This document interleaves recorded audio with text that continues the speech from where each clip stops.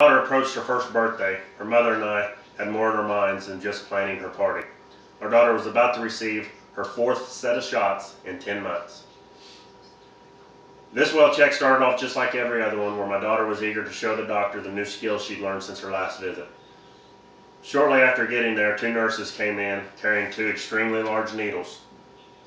They told me to lay my daughter down on the table, pull her pants down, and hold her arms. Shortly after she got her shots, the band-aids were applied, and my daughter seemed to be okay, but me and my wife, we were a nervous wreck. Many parents believe that there is a link between children's vaccines and autism spectrum disorder and are refusing to inject their healthy children with seemingly harmful microorganisms. According to parenting.com, this is due largely in part to Dr. Andrew Wakefield, a British gastroenterologist who released a study that linked the MMR vaccine with intestinal problems he thought led to autism.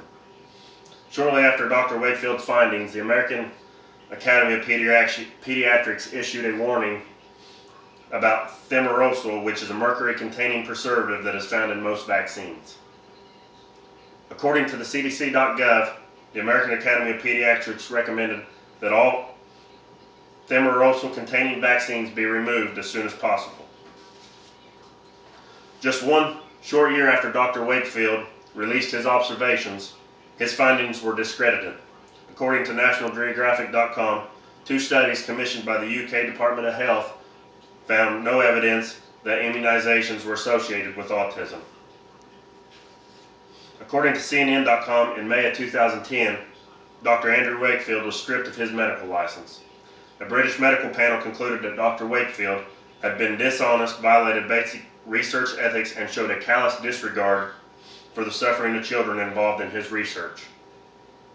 The British Medical Journal, which had originally published Dr. Wakefield's study, concluded Dr. Wakefield misrepresented or altered the medical records of all 12 of the patients whose cases formed the basis of his 1998 study. In the wake of Dr. Wakefield being stripped of his license and his findings being ruled as false and misrepresenting, 4 more additional studies were done showing the MMR vaccine does not cause autism.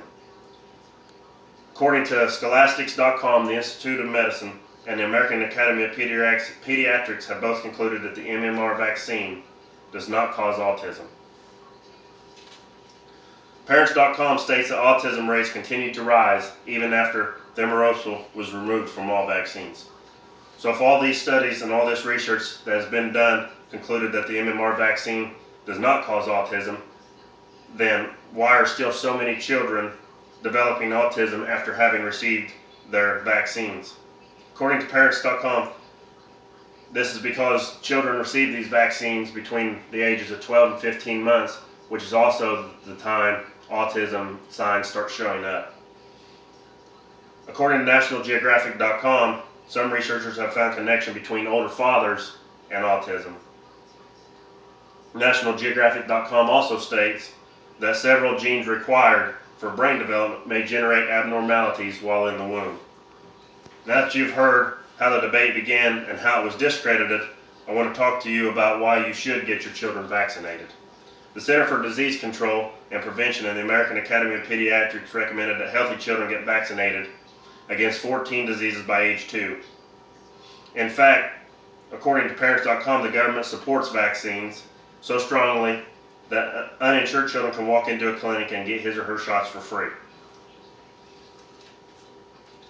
According to nationalgeographic.com, the first time in decades, the U.S. is seeing outbreaks of diseases such as whooping cough, measles, and mumps. In 2010, California saw its worst outbreak of whooping cough in decades. Now that you have heard the evidence stating the vaccines do not cause autism, I strongly urge you and your friends to vaccinate your children, not only for their benefit, but for the benefits of everyone else.